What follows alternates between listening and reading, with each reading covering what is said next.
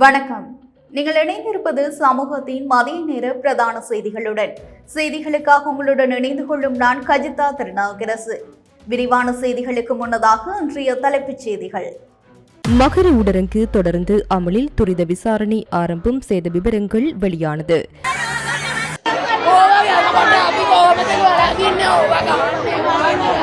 சிறைச்சாலை மோதல்கள் அரசின் அலட்சியத்தின் விளைவு, நாமல் ராஜபக்ஷ கடும் விமர்சனம். 5ஆம் தர மாணவர்களுக்கான மேலதிக வகுப்புகளுக்கு தடை, விதிமீறுவோருக்கு கடும் சட்ட நடவடிக்கை. பட்டாசு வெடித்ததில் இளைஞன் உயிரிழப்பு, ஜாலில் அதிகாலையில் துயரம். மடு திருத்தலத்திற்கு வந்த இளைஞரின் உயிரை பறித்த கோர விபத்து, தலைக்கவசம் அணியாததால் விபரீதம்.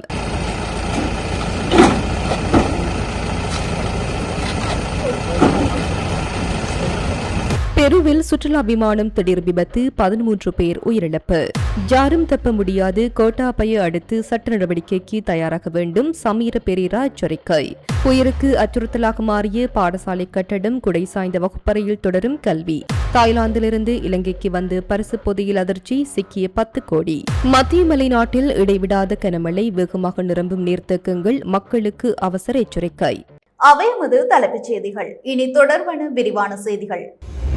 மகர சிறைச்சாலை வளாகத்தை சுற்றியுள்ள 246 கெண்டலியத்த வீதி மேற்கு, 246 சி கெண்டலியத்த வீதி வடக்கு மற்றும் 181 ஜி தம்புவா ஆகிய கிராம சேவை பிரிவுகளுக்குள் மட்டும் நேற்றிரவு முதல் அமுலான போலீஸ் ஊரடங்கு தொடர்ந்து நீடிக்கும் என அறிவிக்கப்பட்டுள்ளது.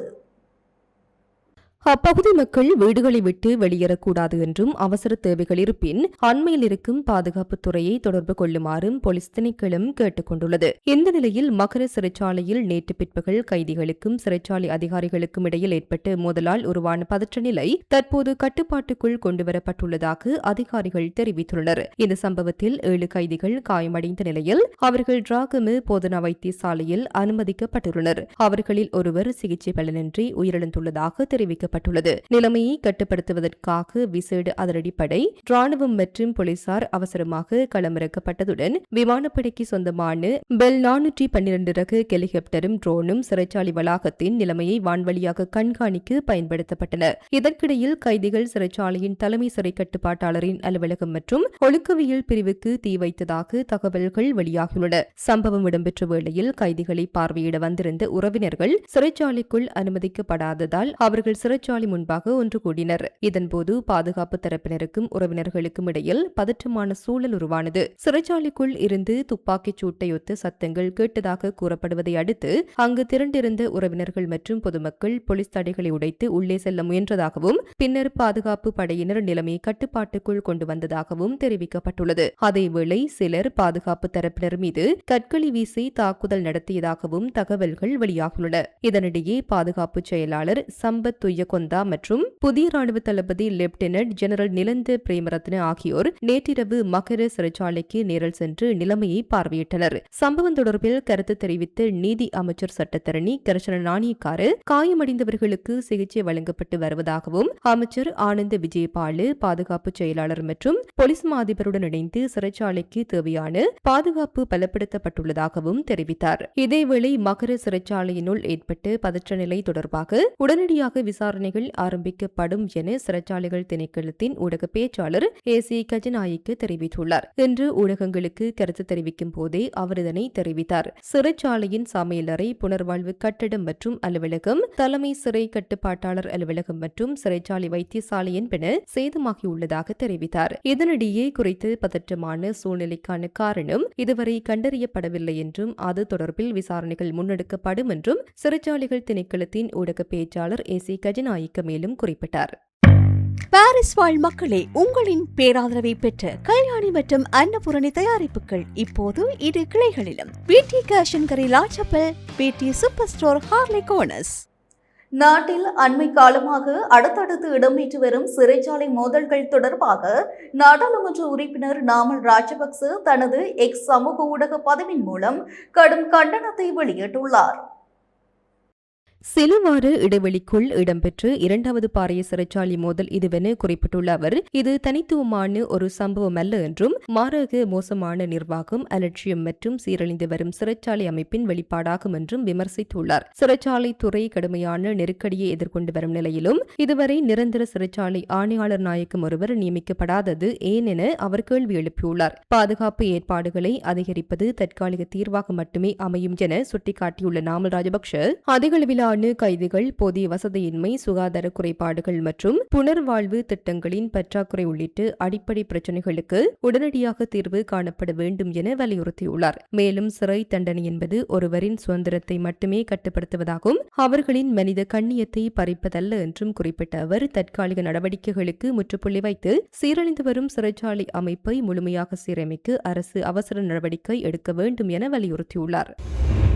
2026ஆம் ஆண்டிற்கான 5ஆம் தர புலமைப் பரிசில் பரீட்சையை முன்னிட்டு நடத்தப்படும் மேலதிக வகுப்புகள், கருத்தரங்குகள் மற்றும் பயிற்சி பட்டறைகளுக்கு எதிர்வரும் 5ஆம் தேதி நள்ளிரவு முதல் முழுமையான தடை விதிக்கப்படுவதாக பரீட்சைகள் திணைக்களம் அறிவித்துள்ளது. பரீட்சை நடவடிக்கைகள் அனைத்தும் முழுமையாக நிறைவடையும் வரை இத்தடை அமலில் இருக்கும் என தெரிவிக்கப்பட்டுள்ளது. பயிற்சி வகுப்புகள், பாடநெறி விரிவுரைகள் மற்றும் கருத்தரங்குகளை நடத்துவது முற்றிலும் தடை செய்யப்பட்டுள்ளது. பரீட்சை வினாக்களுக்கு சமமான வினாக்கள் வழங்கப்படும் என கூறி சுவரொட்டிகள், பதாதைகள், துண்டு பிரசுரங்கள், அச்சு அல்லது இலத்திரனியல் ஊடகங்கள் வாயிலாக விளம்பரம் செய்வதும் அத்தகைய பொருட்களை தம்பசம் வைப்பதும் முற்றாக தடை செய்யப்பட்டுள்ளது. இவ்விதிமுறைகளை மீறுவோருக்கு எதிராக கடுமையான சட்ட நடவடிக்கை எடுக்கப்படும் என பரீட்சைகள் திணைக்களம் எச்சரித்துள்ளது. எதிர்வரும் 9ஆம் தேதி நாடளாவிய ரீதியில் அமைக்கப்பட்டிருக்கும் 2723 பரீட்சை நிலையங்களில் 5ஆம் தர புலமைப் பரிசில் பரீட்சை நடைபெறவுள்ளமை குறிப்பிடத்தக்கது. யாழ்ப்பாணம் குருநகர் 5 மாடி குடியிருப்பு பகுதியில் இன்று அதிகாலை சுமார் 2 மணி அளவில் இடம்பெற்ற பட்டாசு வெடிப்பு சம்பவத்தில் ஒருவர் உயிரிழந்துள்ளார். 32 வயதுடைய செல்வராசா கசிவன் என்பவரே இவ்வாறு உயிரிழந்துள்ளார். கிடைத்த தகவலின்படி நேற்று மடுமாத ஆலய ஜாத்திரைக்காக பக்தர்கள் புறப்பட்டு சென்ற வேளையில் பட்டாசுகள் வெடிக்கப்பட்டிருந்தன. அவற்றில் ஒரு பட்டாசு வெடிக்காமல் இருந்ததாக கூறப்படுகிறது. இதையடுத்து வெடிக்காமல் இருந்த பட்டாசை மீண்டும் வெடிக்க செய்வதற்காக செல்வராசா கசிவன் அதற்கு அருகில் சென்று ஊதியதாக ஆரம்பகட்ட விசாரணைகளில் தெரிய வந்துள்ளது. அப்போது பட்டாசு திடீரென வெடித்ததில் அவர் சம்பவ இடத்திலேயே உயிரிழந்துள்ளார். சம்பவம் தொடர்பாக யாழ்ப்பாண போலீஸ் நிலையத்தில் திடீர் மரண விசாரணை பதிவு செய்யப்பட்டுள்ளதுடன் உயிரிழப்புக்கான காரணம் தொடர்பில் மேலதிக விசாரணைகளை யாழ்ப்பாண போலீசார் மேற்கொண்டு வருகின்றனர். மன்னார்மடு போலீஸ் பிரிவுக்குட்பட்ட மடு திருத்தல பகுதியில் இடம்பெற்ற கோர மோட்டார் சைக்கிள் விபத்தில் 18 வயதுடைய இளைஞர் ஒருவர் உயிரிழந்துள்ளார்.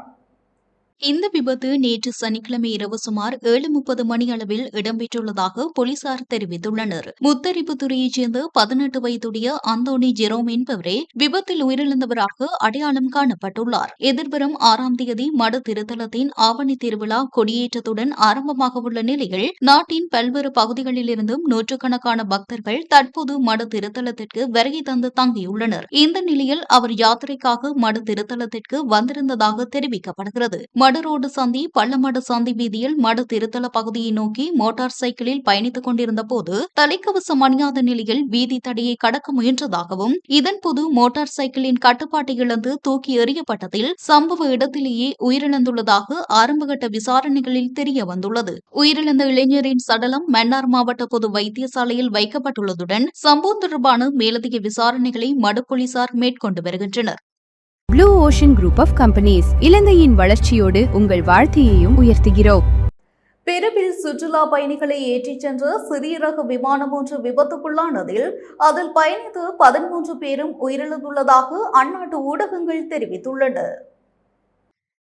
செஸ்னா கெரவன் C-208 ரகத்தைச் சேர்ந்த இந்த விமானம் நேற்று பெருவின் பிரபல சுற்றுலா தலமான நாஸ்கோ கோடுகள் மீது பார்வை பயணத்தில் ஈடுபட்டிருந்த போது விபத்துக்குள்ளானது. விமானத்தில் 11 வெளிநாட்டு சுற்றுலா பயணிகளும் 2 விமானிகளும் பயணித்திருந்தனர். உயிரிழந்தவர்களில் ஜெர்மனியைச் சேர்ந்த 2 பேர், ஸ்பெயினைச் சேர்ந்த 2 பேர் மற்றும் இத்தாலியைச் சேர்ந்த 7 பேர் அடங்குவதாக தெரிவிக்கப்பட்டுள்ளது. விபத்துக்கான காரணம் இதுவரை அதிகாரப்பூர்வமாக அறிவிக்கப்படவில்லை. எனினும் விபத்தின் தாக்கம் மிக கடுமையாக இருந்ததால் விமானத்தில் இருந்த எவரும் உயிர் தப்பவில்லை என்று பெரு போலீசார் தெரிவித்துள்ளனர். இதுவரை சம்பவ இடத்திலிருந்து 4 பேரின் சடலங்கள் மீட்கப்பட்டுள்ள நிலையில் மீட்பு மற்றும் விசாரணை நடவடிக்கைகள் தொடர்ந்து முன்னெடுக்கப்பட்டு வருகின்றன. தெற்கு பிரிவில் அமைந்துள்ள நாஸ்கோ கோடுகள் பாலைவன மணற்பரப்பில் வரையப்பட்ட பிரம்மாண்டமான பழங்கால உருவங்களால் உலக புகழ்பெற்ற யுனெஸ்கோ உலக பாரம்பரிய தலமாகும். இந்த பிரம்மாண்ட வடிவங்களை முழுமையாக காண சுற்றுலா பயணிகள் சிறிய விமானங்களில் வான்வழி சுற்றுப்பயணம் மேற்கொள்வது வழக்கம் என்பதும் குறிப்பிடத்தக்கது. உயிர்த்த ஞாயிறு தாக்குதலின் பின்னணியில் இருந்த சூத்திரதாரிகள் எவரும் சட்டத்தின் பிடியிலிருந்து தப்பிக்க முடியாது. முன்னாள் ஜனாதிபதி கோட்டாபய ராஜபக்ச அடுத்து சட்ட நடவடிக்கைகளுக்காக தயாராக இருக்க வேண்டும் என இலங்கை தொழிலாளர் மக்கள் முன்னணியின் தலைவர் சமீர பெரேரா சுட்டிக்காட்டியுள்ளார்.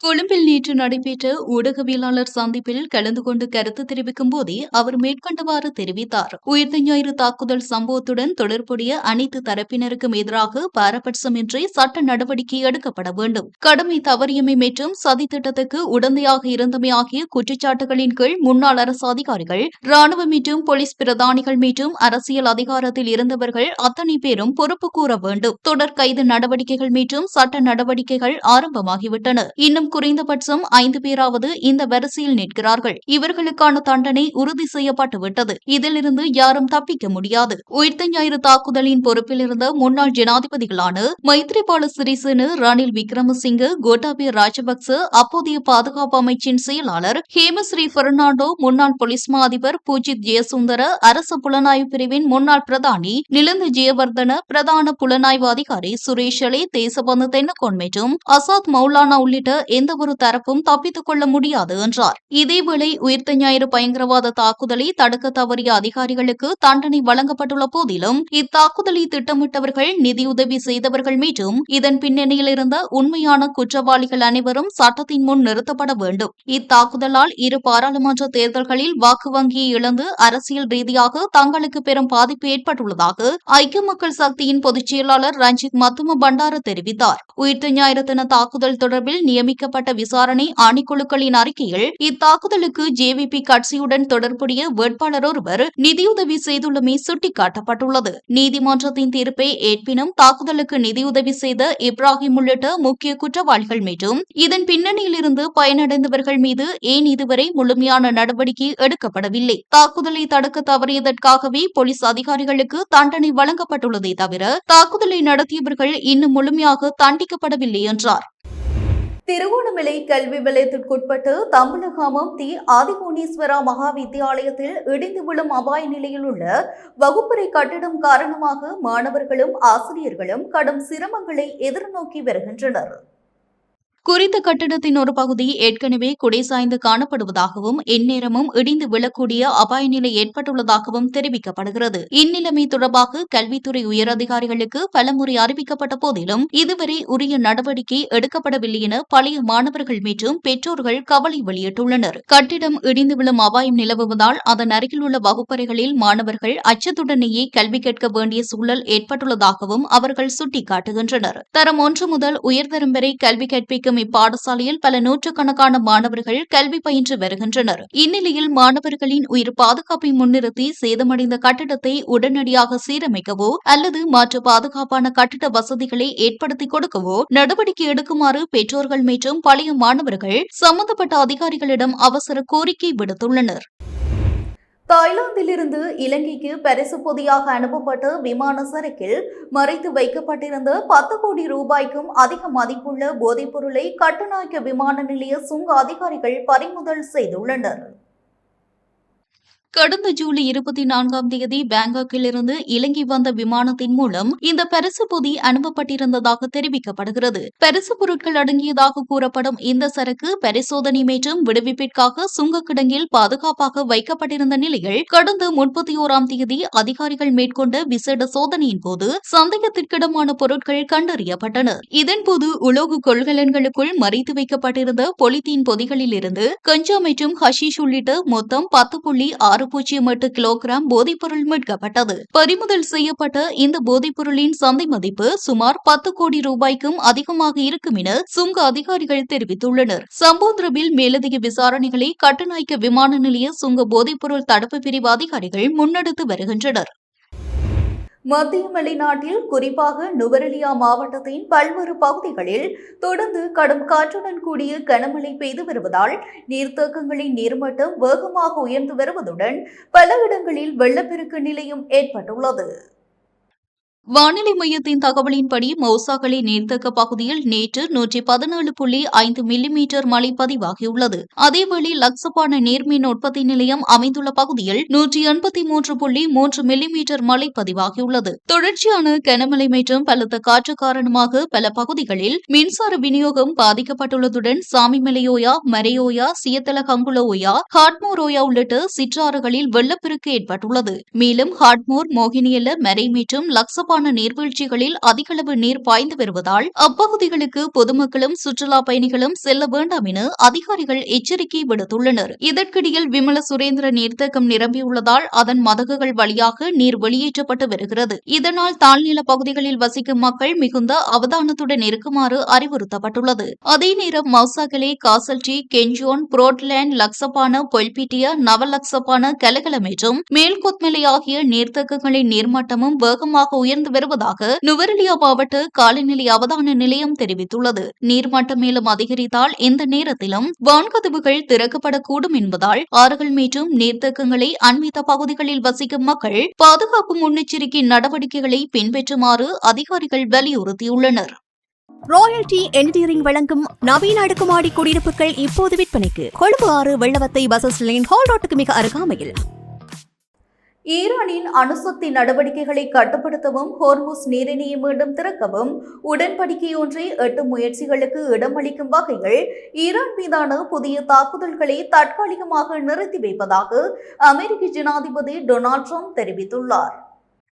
தனது ட்ரூத் சமூக வலைதள பதிவில் கருத்து வெளியிட்டுள்ள ட்ரம்ப், ஹோர்முஸ் நீரிணையை உடனடியாகவும் முழுமையாகவும் திறப்பதற்கும் ஈரானின் அணுசக்தி அச்சுறுத்தலை முடிவுக்கு கொண்டு வருவதற்குமான உடன்படிக்கை ஒன்றை உருவாக்க ஈரானும் மத்திய கிழக்கு நாடுகளும் கால அவகாசம் கோரியுள்ளதாக குறிப்பிட்டுள்ளார். உலகின் எதிர்கால நலன் மற்றும் வளமான ஈரானின் எதிர்காலத்தை கருத்தில் கொண்டு விரைவில் உடன்படிக்கை ஒன்றை எட்டும் நிபந்தனையின் அடிப்படையில் தாக்குதலை ரத்து செய்ய சம்மதித்துள்ளதாக ட்ரம்ப் தெரிவித்துள்ளார். இதேவேளை அமெரிக்க படைகள் ஈரானிய இலக்குகள் மீது புதிய தாக்குதல்களை மேற்கொண்டால் அதற்கு தீர்க்கமான பதிலடி வழங்கப்படும் என ஈரான் எச்சரிக்கை விடுத்துள்ளது. ஈரான் வெளிவிவகார அமைச்சர் அப்பாஸ் அராக்சி துருக்கி, பாகிஸ்தான் மற்றும் சவுதி அரேபியாவின் உயர் அதிகாரிகளுடன் மேற்கொண்ட தொலைபேசி உரையாடல்களின் போது எந்தவொரு ஆக்கிரமிப்புக்கும் ஈரான் உறுதியான முறையில் பதிலளிக்கும் என தெரிவித்துள்ளார்.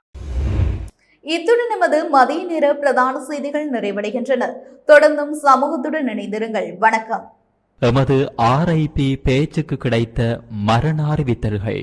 யாழ்ப்பாணம் குடத்திரை வடக்கை புறப்படமாகவும் வதிவிடமாகவும் கொண்டிருந்த திருமதி செல்லத்தம்பி சிவயோகம் அவர்கள் 1/8/2026 சனிக்கிழமை அன்று காலமானார். யாழ்ப்பாணம் யூனிவர்சிட்டியை புறப்படமாகவும் வதிவிடமாகவும் கொண்டிருந்த திரு வைரமுத்து சிவசாமி அவர்கள் 1/8/2026 சனிக்கிழமை அன்று காலமானார். யாழ்ப்பாணம் புளியங்கூடலை புறப்படமாகவும் ஜெர்மனியை வதிவிடமாகவும் கொண்டிருந்த திரு விஸ்வலிங்கம் கருணாகரன் அவர்கள் 1/8/2026 சனிக்கிழமை அன்று காலமானார். யாழ்ப்பாணம் கரவெட்டி கிழக்கை புறப்படமாகவும் கிளிநொச்சி வட்டக்கட்சியை வதிவிடமாகவும் கொண்டிருந்த திருமதி சண்முகநாதன் கமலாதேவி அவர்கள் 1/8/2026 சனிக்கிழமை அன்று காலமானார். மேலே அறிவிக்கப்பட்ட அனைத்து மரண அறிவித்தல் இறுதிக்கிரியை பற்றிய தகவல்களை அறிந்து கொள்ள ரிப்டாட் பேஜை பார்வையிடுங்கள். இதற்கான லிங்க் கீழிருக்கும் டிஸ்கிரிப்ஷனில் பார்வையிடலாம். இது போன்ற செய்திகளை தெரிந்து கொள்ள சமூகம் நியூஸ் சேனலை சப்ஸ்கிரைப் செய்து அருகில் உள்ள பெல் பட்டனை கிளிக் செய்யுங்கள். மேலும் இது போன்ற செய்திகளை உடனுக்குடன் தெரிந்து கொள்ள சமூகமீடியா.com என்ற இணையதளத்தின் வாயிலாகவும் எங்களுடன் இணைந்திருங்கள்.